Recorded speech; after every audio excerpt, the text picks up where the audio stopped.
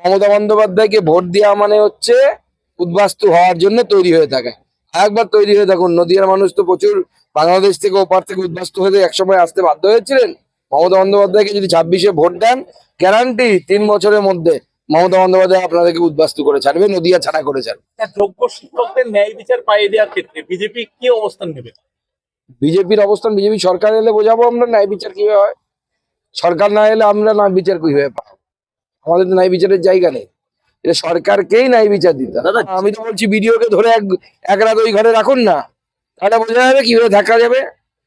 পোড়া ঘর, ভাঙা ঘর, দিদির পাড়ের মুসলমান বন্ধুরা ভাইরা ভেঙে দিয়ে গেছে, আবার থাকবে কি করে? সেখানে কেন তাহলে এখনো প্রশাসনে হুটো পাঠান ভট্টাচার্যকে? না, প্রশাসনের এখন একটাই যে যেন তেন প্রকারেরও যে উদ্বাস্তু যে ক্যাম্পটা হয়েছে, ক্যাম্পটা বন্ধ করে দেয়।